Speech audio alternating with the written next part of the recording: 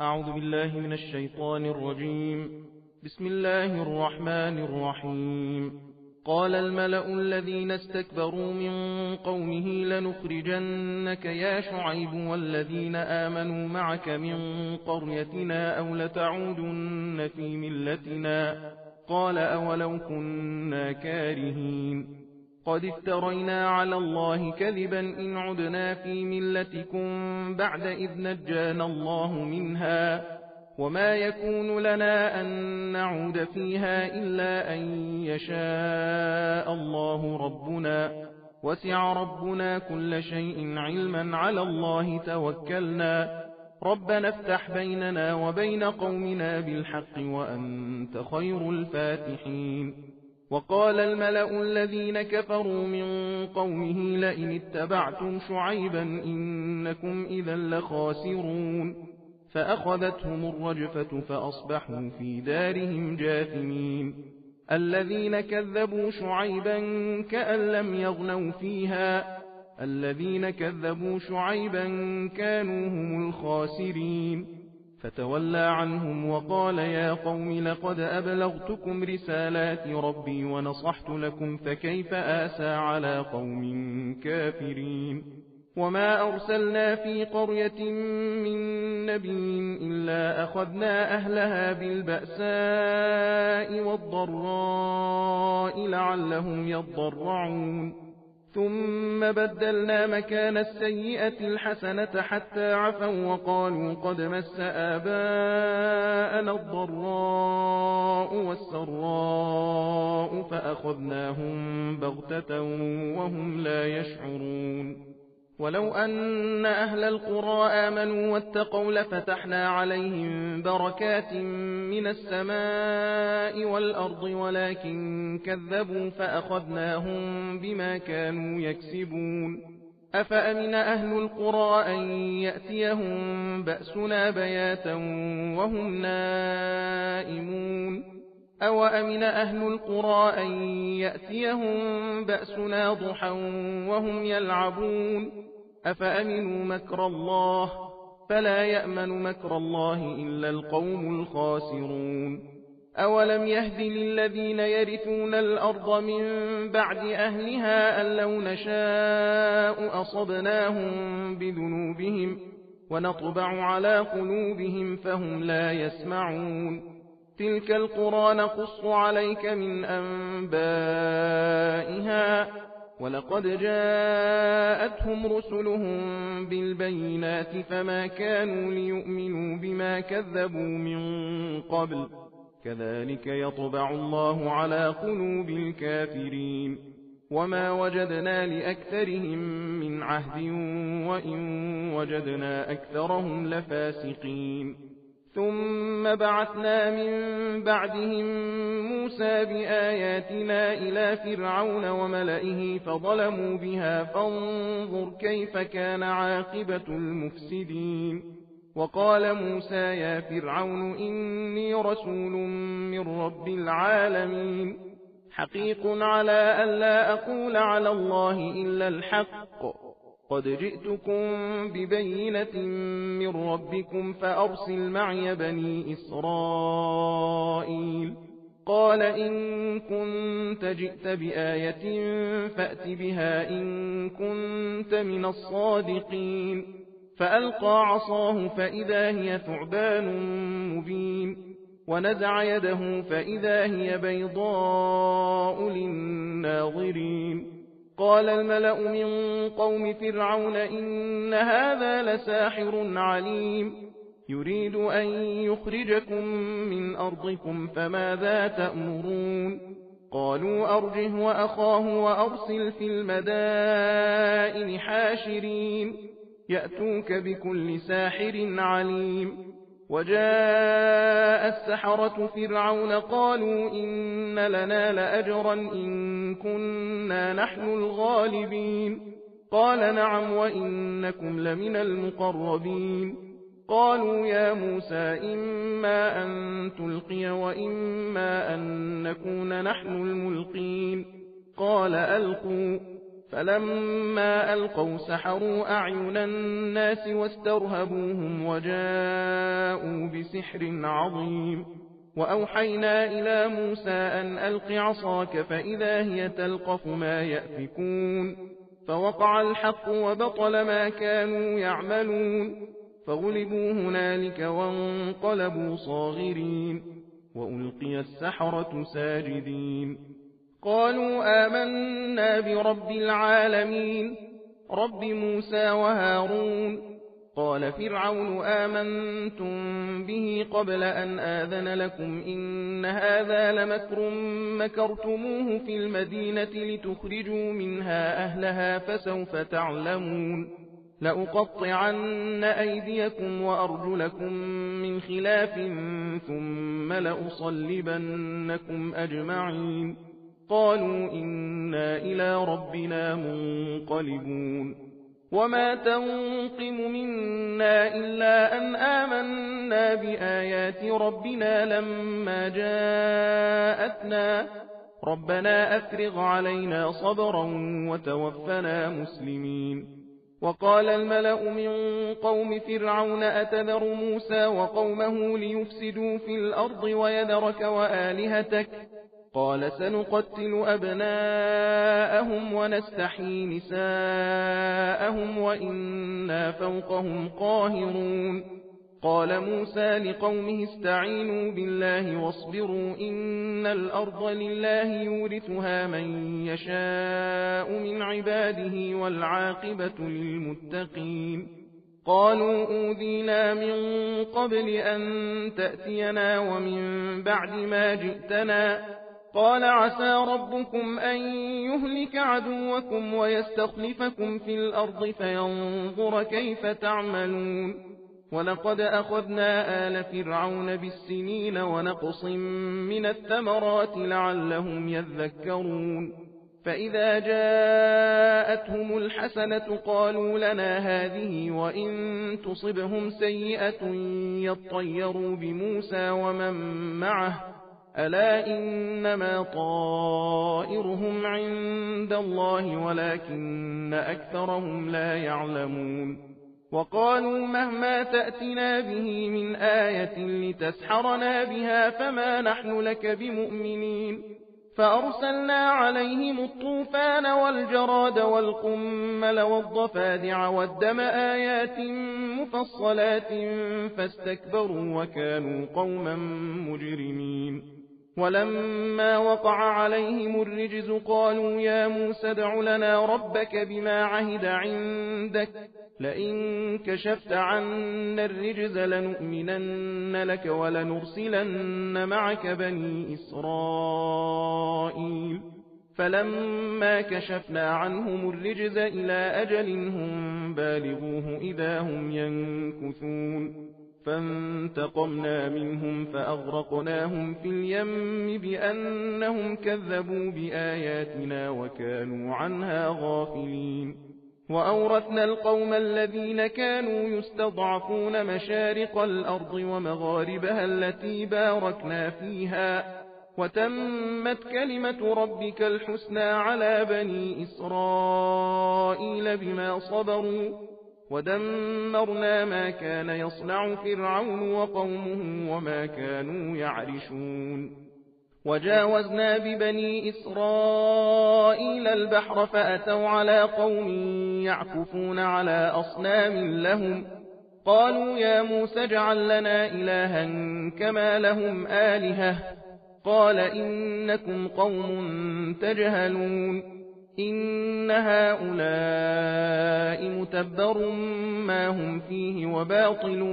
ما كانوا يعملون قال أغير الله أبغيكم إلها وهو فضلكم على العالمين وإذ أنجيناكم من آل فرعون يسومونكم سوء العذاب يقتلون أبناءكم ويستحيون نساءكم وفي ذلكم بلاء من ربكم عظيم وواعدنا موسى 30 ليلة وأتممناها ب10 فتم ميقات ربه 40 ليلة. وقال موسى لأخيه هارون اخلفني في قومي وأصلح ولا تتبع سبيل المفسدين. ولما جاء موسى لميقاتنا وكلمه ربه قال رب أرني أنظر إليك قال لن تراني ولكن انظر إلى الجبل فإن استقر مكانه فسوف تراني. فلما تجلى ربه للجبل جعله دكا وخر موسى صعقا. فلما أفاق قال سبحانك تبت إليك وأنا أول المؤمنين. قال يا موسى إني اصطفيتك على الناس برسالاتي وبكلامي فخذ ما آتيتك وكن من الشاكرين. وكتبنا له في الألواح من كل شيء موعظة وتفصيلا لكل شيء فخذها بقوة وأمر قومك يأخذوا بأحسنها سأريكم دار الفاسقين. سأصرف عن آياتي الذين يتكبرون في الأرض بغير الحق وإن يروا كل آية لا يؤمنوا بها وإن يروا سبيل الرشد لا يتخذوه سبيلا وإن يروا سبيل الغي يتخذوه سبيلا. ذلك بأنهم كذبوا بآياتنا وكانوا عنها غافلين. والذين كذبوا بآياتنا ولقاء الآخرة حبطت أعمالهم هل يجزون إلا ما كانوا يعملون. واتخذ قوم موسى من بعده من حليهم عجلا جسدا له خوار ألم يروا أنه لا يكلمهم ولا يهديهم سبيلا اتخذوه وكانوا ظالمين. ولما سقط في أيديهم ورأوا أنهم قد ضلوا قالوا لئن لم يرحمنا ربنا ويغفر لنا لنكونن من الخاسرين. ولما رجع موسى إلى قومه غضبان أسفا قال بئس ما خلفتموني من بعدي أعجلتم أمر ربكم وألقى الألواح وأخذ برأس أخيه يجره إليه قال ابن أم إن القوم استضعفوني وكادوا يقتلونني فلا تشمت بي الأعداء ولا تجعلني مع القوم الظالمين. قال رب اغفر لي ولأخي وأدخلنا في رحمتك وأنت أرحم الراحمين. إن الذين اتخذوا العجل سينالهم غضب من ربهم وذلة في الحياة الدنيا وكذلك نجزي المفترين. والذين عملوا السيئات ثم تابوا من بعدها وآمنوا إن ربك من بعدها لغفور رحيم. ولما سكت عن موسى الغضب أخذ الألواح وفي نسختها هدى ورحمة للذين هم لربهم يرهبون. واختار موسى قومه 70 رجلا لميقاتنا فلما أخذتهم الرجفة قال رب لو شئت أهلكتهم من قبل وإياي أتهلكنا بما فعل السفهاء منا إن هي إلا فتنتك تضل بها من تشاء وتهدي من تشاء أنت ولينا فاغفر لنا وارحمنا وأنت خير الغافرين. واكتب لنا في هذه الدنيا حسنة وفي الآخرة إنا هدنا إليك. قال عذابي أصيب به من أشاء ورحمتي وسعت كل شيء فسأكتبها للذين يتقون ويؤتون الزكاة والذين هم بآياتنا يؤمنون. الذين يتبعون الرسول النبي الأمي الذي يجدونه مكتوبا عندهم في التوراة والإنجيل يأمرهم بالمعروف وينهاهم عن المنكر ويحل لهم الطيبات ويحرم عليهم الخبائث ويحل لهم الطيبات ويحرم عليهم الخبائث ويضع عنهم إصرهم والأغلال التي كانت عليهم فالذين آمنوا به وعزروه ونصروه واتبعوا النور الذي أنزل معه أولئك هم المفلحون قل يا أيها الناس إني رسول الله إليكم جميعا الذي له ملك السماوات والأرض لا إله إلا هو يحيي ويميت فآمنوا بالله ورسوله النبي الأمي الذي يؤمن بالله وكلماته واتبعوه لعلكم تهتدون ومن قوم موسى أمة يهدون بالحق وبه يعدلون وقطعناهم 12 أسباطا أمما وأوحينا إلى موسى إذ استسقاه قومه أن اضرب بعصاك الحجر فانبجست منه 12 عينا قد علم كل أناس مشربهم وظللنا عليهم الغمام وأنزلنا عليهم المن والسلوى كلوا من طيبات ما رزقناكم وما ظلمونا ولكن كانوا أنفسهم يظلمون وإذ قيل لهم اسكنوا هذه القرية وكلوا منها حيث شئتم وقولوا حطة وادخلوا الباب سجدا نغفر لكم خطيئاتكم سنزيد المحسنين فبدل الذين ظلموا منهم قولا غير الذي قيل لهم فأرسلنا عليهم رجزا من السماء بما كانوا يظلمون واسألهم عن القرية التي كانت حاضرة البحر إذ يعدون في السبت إذ تأتيهم حيتانهم يوم سبتهم شرعا ويوم لا يسبتون لا تأتيهم كذلك نبلوهم بما كانوا يفسقون وإذ قالت أمة منهم لم تعظون قوما الله مهلكهم أو معذبهم عذابا شديدا قالوا معذرة إلى ربكم ولعلهم يتقون فلما نسوا ما ذكروا به أنجينا الذين ينهون عن السوء وأخذنا الذين ظلموا بعذاب بئيس بما كانوا يفسقون فلما عتوا عما نهوا عنه قلنا لهم كونوا قردة خاسئين وإذ تأذن ربك ليبعثن عليهم إلى يوم القيامة من يسومهم سوء العذاب إن ربك لسريع العقاب وإنه لغفور رحيم وقطعناهم في الأرض أمما منهم الصالحون ومنهم دون ذلك وبلوناهم بالحسنات والسيئات لعلهم يرجعون فخلف من بعدهم خلف ورثوا الكتاب يأخذون عرض هذا الأدنى ويقولون سيغفر لنا وإن يأتهم عرض مثله يأخذوه ألم يؤخذ عليهم ميثاق الكتاب ألا يقولوا على الله إلا الحق ودرسوا ما فيه والدار الآخرة خير للذين يتقون أفلا تعقلون والذين يمسكون بالكتاب وأقاموا الصلاة إنا لا نضيع أجر المصلحين وإذ نتقنا الجبل فوقهم كأنه ظلة وظنوا أنه واقع بهم خذوا ما آتيناكم بقوة واذكروا ما فيه لعلكم تتقون وإذ أخذ ربك من بني آدم من ظهورهم ذريتهم وأشهدهم على أنفسهم ألست بربكم قالوا بلى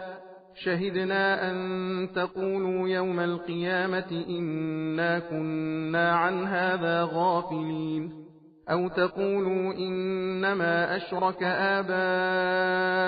من قبل وكنا ذرية من بعدهم أفتهلكنا بما فعل المبطلون وكذلك نفصل الآيات ولعلهم يرجعون واتل عليهم نبأ الذي آتيناه آياتنا فانسلخ منها فأتبعه الشيطان فكان من الغاوين ولو شئنا لرفعناه بها ولكنه أخلد إلى الأرض واتبع هواه فمثله كمثل الكلب إن تحمل عليه يلهث أو تتركه يلهث ذلك مثل القوم الذين كذبوا بآياتنا فاقصص القصص لعلهم يتفكرون ساء مثلا القوم الذين كذبوا بآياتنا وأنفسهم كانوا يظلمون من يهد الله فهو المهتدي ومن يضلل فأولئك هم الخاسرون ولقد ذرأنا لجهنم كثيرا من الجن والإنس لهم قلوب لا يفقهون بها ولهم أعين لا يبصرون بها ولهم آذان لا يسمعون بها أولئك كالأنعام بل هم أضل أولئك هم الغافلون ولله الأسماء الحسنى فادعوه بها وذروا الذين يلحدون في أسمائه سيجزون ما كانوا يعملون وممن خلقنا أمة يهدون بالحق وبه يعدلون والذين كذبوا بآياتنا سنستدرجهم من حيث لا يعلمون وأملي لهم إن كيدي متين أولم يتفكروا ما بصاحبهم من جنة إن هو إلا نذير مبين أولم ينظروا في ملكوت السماوات والأرض وما خلق الله من شيء وأن عسى أن يكون قد اقترب أجلهم فبأي حديث بعده يؤمنون من يضلل الله فلا هادي له ويذرهم في طغيانهم يعمهون يسألونك عن الساعة أيان مرساها قل إنما علمها عند ربي لا يجليها لوقتها إلا هو ثقلت في السماوات والأرض لا تأتيكم إلا بغتة يسألونك كأنك حفي عنها قل إنما علمها عند الله ولكن أكثر الناس لا يعلمون قل لا أملك لنفسي نفعا ولا ضرا إلا ما شاء الله ولو كنت أعلم الغيب لاستكثرت من الخير وما مسني السوء إن أنا إلا نذير وبشير لقوم يؤمنون هو الذي خلقكم من نفس واحدة وجعل منها زوجها ليسكن إليها فلما تغشاها حملت حملا خفيفا فمرت به فلما أثقلت دعوا الله ربهما لئن آتيتنا صالحا لنكونن من الشاكرين فلما آتاهما صالحا جعلا له شركاء فيما آتاهما فتعالى الله عما يشركون أيشركون ما لا يخلق شيئا وهم يخلقون ولا يستطيعون لهم نصرا ولا أنفسهم ينصرون وإن تدعوهم إلى الهدى لا يتبعوكم سواء عليكم أدعوتموهم أم أنتم صامتون إن الذين تدعون من دون الله عباد أمثالكم فادعوهم فليستجيبوا لكم إن كنتم صادقين ألهم أرجل يمشون بها أم لهم أيدي يبطشون بها أم لهم أعين يبصرون بها أم لهم آذان يسمعون بها قل ادعوا شركاءكم ثم كيدون فلا تنظرون إن وليي الله الذي نزل الكتاب وهو يتولى الصالحين والذين تدعون من دونه لا يستطيعون نصركم ولا أنفسهم ينصرون وإن تدعوهم إلى الهدى لا يسمعوا وتراهم ينظرون إليك وهم لا يبصرون خذ العفو وأمر بالعرف وأعرض عن الجاهلين وإما ينزغنك من الشيطان نزغ فاستعذ بالله إنه سميع عليم إن الذين اتقوا إذا مسهم طائف من الشيطان تذكروا فإذا هم مبصرون وإخوانهم يمدونهم في الغي ثم لا يقصرون وإذا لم تأتهم بآية قالوا لولا اجتبيتها قل إنما أتبع ما يوحى إلي من ربي هذا بصائر من ربكم وهدى ورحمة لقوم يؤمنون وإذا قرئ القرآن فاستمعوا له وأنصتوا لعلكم ترحمون واذكر ربك في نفسك تضرعا وخيفة ودون الجهر من القول بالغدو والآصال ولا تكن من الغافلين إن الذين عند ربك لا يستكبرون عن عبادته ويسبحونه وله يسجدون بسم الله الرحمن الرحيم يسألونك عن الأنفال قل الأنفال لله والرسول فاتقوا الله وأصلحوا ذات بينكم وأطيعوا الله ورسوله إن كنتم مؤمنين إنما المؤمنون الذين إذا ذكر الله وجلت قلوبهم وإذا تليت عليهم آياته زادتهم إيمانا وعلى ربهم يتوكلون الذين يقيمون الصلاة ومما رزقناهم ينفقون أولئك هم المؤمنون حقا لهم درجات عند ربهم ومغفرة ورزق كريم كما أخرجك ربك من بيتك بالحق وإن فريقا من المؤمنين لكارهون يجادلونك في الحق بعدما تبين كأنما يساقون إلى الموت وهم ينظرون وإذ يعدكم الله إحدى الطائفتين أنها لكم وتودون أن غير ذات الشوكة تكون لكم ويريد الله أن يحق الحق بكلماته ويقطع دابر الكافرين ليحق الحق ويبطل الباطل ولو كره المجرمون إذ تستغيثون ربكم فاستجاب لكم أني ممدكم ب1000 من الملائكة مردفين وما جعله الله إلا بشرى ولتطمئن به قلوبكم وما النصر إلا من عند الله إن الله عزيز حكيم إذ يغشيكم النعاس أمنة منه وينزل عليكم من السماء ماء ليطهركم به ويذهب عنكم رجز الشيطان وليربط على قلوبكم ويثبت به الأقدام إذ يوحي ربك إلى الملائكة أني معكم فثبتوا الذين آمنوا سألقي في قلوب الذين كفروا الرعب فاضربوا فوق الأعناق واضربوا منهم كل بنان ذلك بأنهم شاقوا الله ورسوله ومن يشاقق الله ورسوله فإن الله شديد العقاب ذلكم فذوقوه وأن للكافرين عذاب النار يا أيها الذين آمنوا إذا لقيتم الذين كفروا زحفا فلا تولوهم الأدبار ومن يولهم يومئذ